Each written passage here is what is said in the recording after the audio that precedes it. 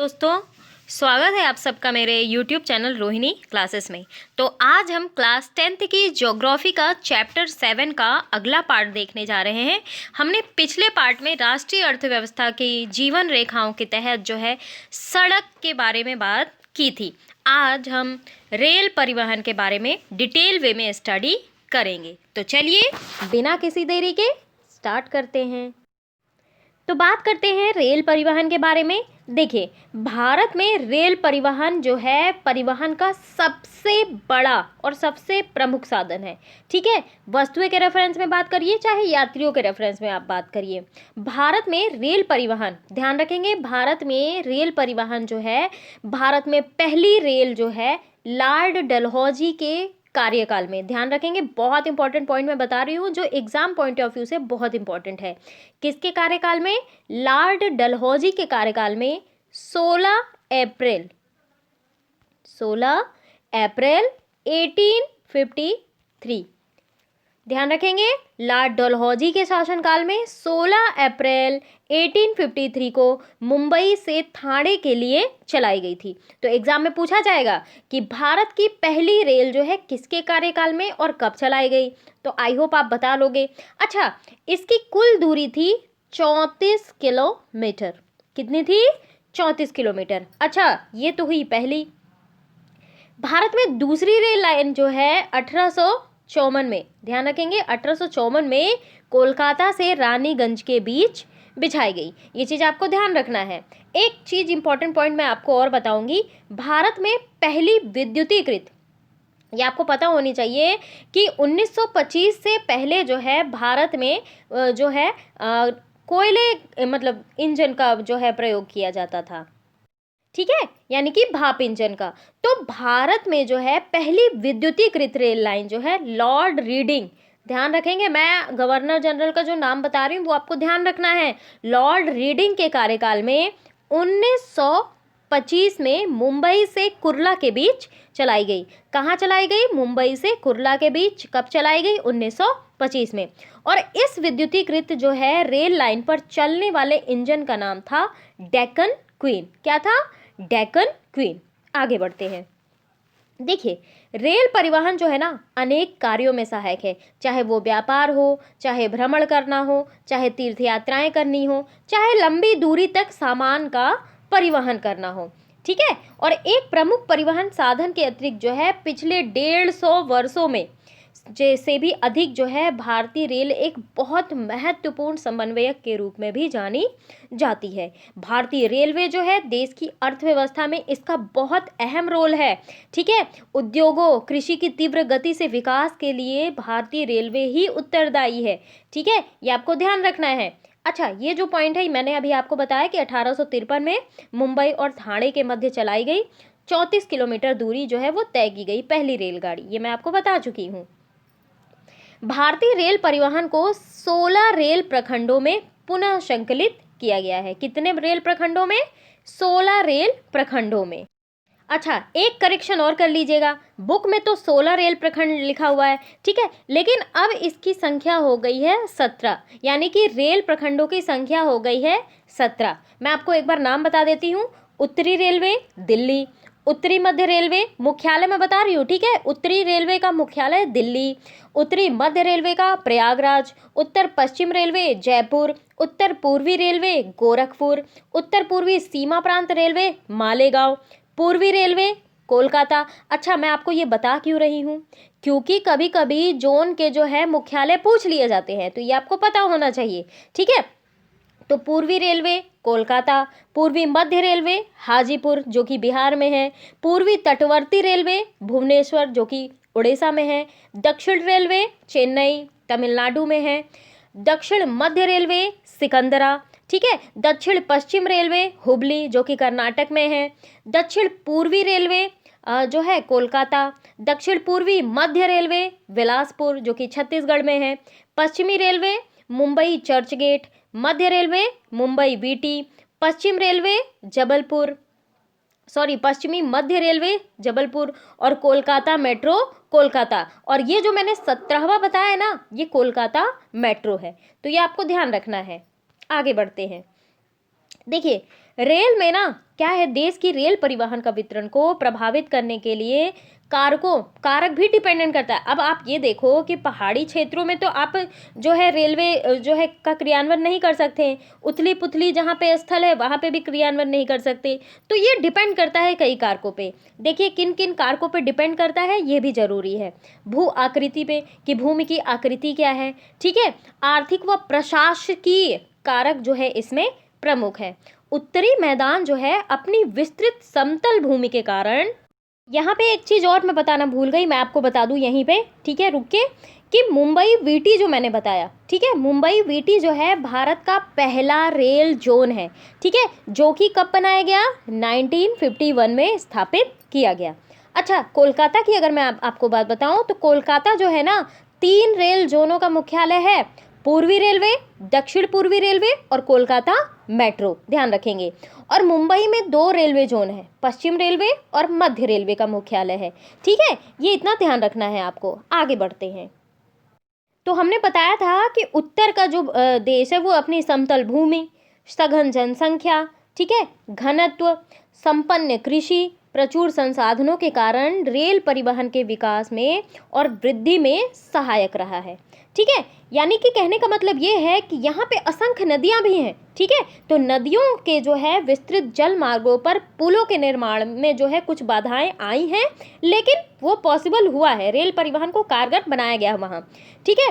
प्रायद्वीपीय भारत में रेल मार्ग जो है ऊबड़ खाबड़ पहाड़ी क्षेत्रों, छोटी पहाड़ियों, सुरंगों आदि से होकर गुजरते हैं, ठीक है। अगर मैं बात करूं हिमालय पर्वतीय क्षेत्र में तो वहां भी दुर्लभ उच्चावच है, क्योंकि भूमि तो समतल है नहीं, विरल जनसंख्या है, आर्थिक अवसरों की कमी है वहां पे, ठीक है। तो रेलवे जो है वहां पे निर्माण के लिए प्रतिकूल परिस्थितियां उत्पन्न करता है। अब इसी प्रकार मैं बात बताऊं आपको, पश्चिमी राजस्थान की हो गई, चाहे गुजरात के दलदली भाग हो गए, मध्य प्रदेश के वन क्षेत्र हो गए, छत्तीसगढ़, उड़ीसा, झारखंड में रेल लाइन का निर्माण करना कठिन है, ये चीज आपको ध्यान रखना है। सह्याद्री और उससे सन्निहित क्षेत्र को भी घाट और दर्रों के द्वार पर ही पार कर पाना संभव है, ठीक है। और कुछ वर्ष पहले अगर मैं आपको बात बताऊं तो भारत के महत्वपूर्ण आर्थिक क्षेत्र में पश्चिमी तट, ध्यान रखेंगे, पश्चिमी तट के साथ कोंकण रेलवे के विकास ने यात्री व वस्तुओं के आवागमन को सुविधाजनक बनाया है। यद्यपि ये कहा जा सकता है कि यहाँ असंख्य समस्याएं भी हैं, जैसे देखिए लैंडस्लाइडिंग होती है, भूस्खलन जिसे कहते हैं, और किसी किसी भाग में रेलवे ट्रैक का ही धंस जाना होता है, ठीक है। तो हजारों समस्याएं आने के बाद भी रेलवे जो ट्रैक बनाना जो है पॉसिबल है, मुश्किलों तो आती हैं लेकिन रेलवे ट्रैक का काम हो रहा है। अगर राष्ट्रीय अर्थव्यवस्था में रेलवे की बात करूं तो राष्ट्रीय अर्थव्यवस्था में परिवहन के अन्य सभी साधनों की अपेक्षा ना रेल परिवहन जो है प्रमुख हो गया है। यानी कि रेल परिवहन समस्याओं से मुक्त नहीं है, लेकिन फिर भी ये प्रमुख बना हुआ है परिवहन के माध्यमों में, ठीक है। बहुत से यात्री बिना टिकट यात्रा करते हैं। रेल संपत्ति की हानि, चोरी जैसे समस्याएं भी पूर्णतः समाप्त नहीं हुई हैं। जंजीर खींचकर कभी यात्री जो है अनावश्यक रूप से गाड़ी रोकते हैं, जिससे क्या होता है, रेलवे को भारी हानि उठानी पड़ती है। अब आप जरा ये सोचिए कि हम अपनी रेलगाड़ियों को निर्धारित समय पर चलने में कैसे मदद कर सकते हैं।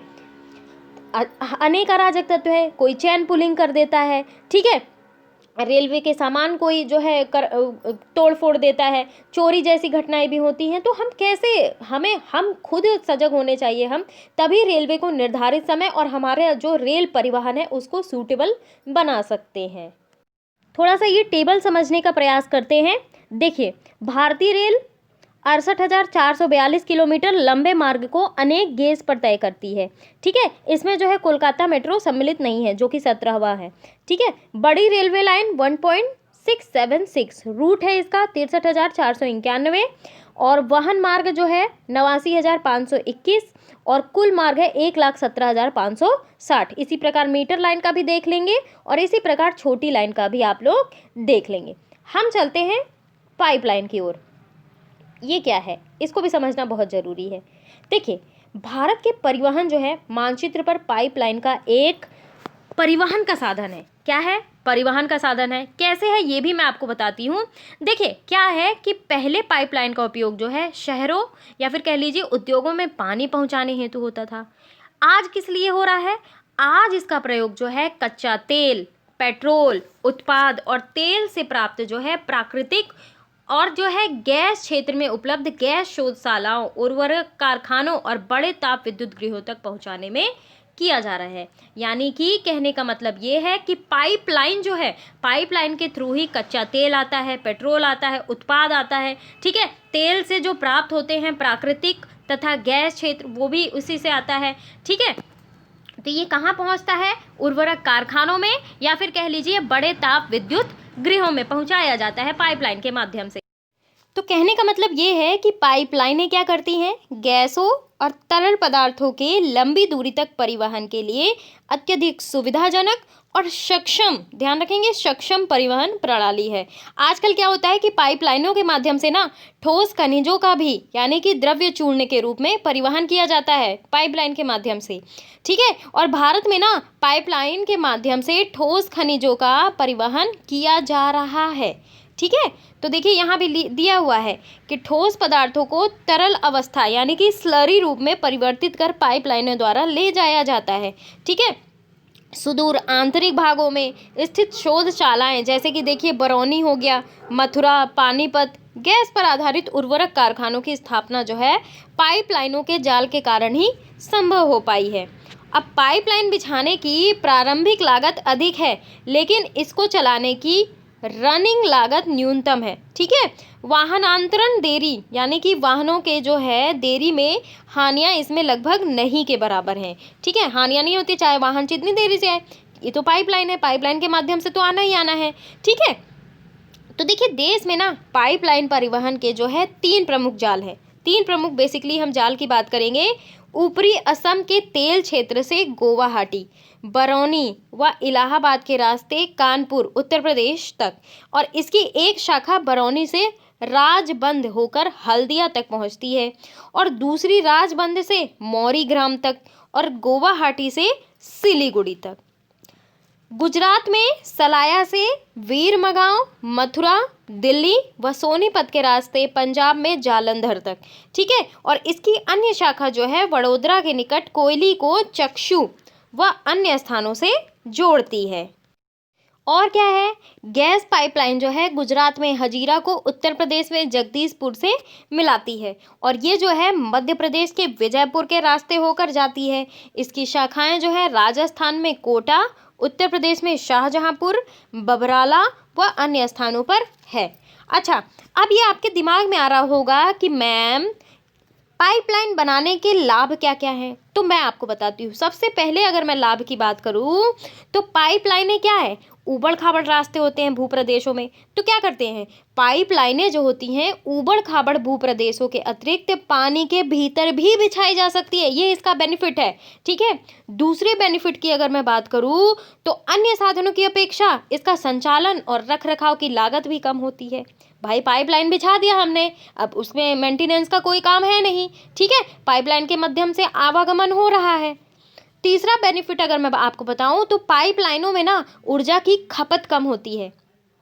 इससे एक बहुत बड़ा बेनिफिट है जिस पे आज काम हो रहा है कि इससे पर्यावरण को हानि नहीं पहुंचती है, ठीक है। चौथे रीज़न की अगर मैं बात करूं तो पाइपलाइनों के निर्माण द्वारा ना औद्योगिक क्षेत्र जो है आपस में अच्छी तरीके से जुड़े हुए हैं। सड़क और रेल यातायात की अगर मैं बात बताऊं तो सड़क और रेल यातायात में पैदा होती हैं बाधाएं बहुत सारी, लेकिन पाइपलाइन परिवहन में जो है बाधाएं उत्पन्न नहीं होती। अब देखिए ये तो बताए मैंने फ़ायदे, अब फ़ायदे हैं तो कमियां तो कुछ ना कुछ होंगी ही। कमियां भी जान लीजिए। सबसे पहली कमी अगर मैं बात करूं, आप सभी को पता है कि हमारा भारत जो है विकासशील देश है, तो विकासशील देशों में पाइपलाइन का नेटवर्क का निर्माण करना ना प्रतिबंधात्मक रूप से खर्चीला सिद्ध हुआ है। खर्चीला बहुत है भाई ये, ठीक है। दूसरा हानि क्या है? दूसरी हानि ये है कि पाइपलाइन को एक बार बिछाने के बाद उसकी क्षमता में वृद्धि नहीं की जा सकती, ये आपको ध्यान रखना है, ठीक है। तीसरी कमी ये है कि पाइपलाइनों को मतलब ये देखा जाता है कि सुरक्षा संबंधी खतरों का भी सामना करना पड़ता है। कहीं से पाइपलाइन फट गई, किसी ने पाट दिया तो वो लॉस हो जाता है, ठीक है। चौथा रीज़न ये है कि लीकेज की स्थिति में पाइपलाइनों की मरम्मत कर पाना कठिन होता है और लीकेज का पता लगाने में भी काफ़ी मुश्किलें आती हैं। चलिए यहीं समाप्त करती हूँ मैं इस वीडियो को। अगले पार्ट में हम देखेंगे जल परिवहन के बारे में। ठीक है, तो कैसा लगा मेरा ये वीडियो ज़रूर आप मुझे कमेंट बॉक्स में बताएं। चैनल को सब्सक्राइब ना किया हो तो ज़रूर कर लें और बेल आइकन प्रेस करना बिल्कुल भी ना भूलें। Thank you very much.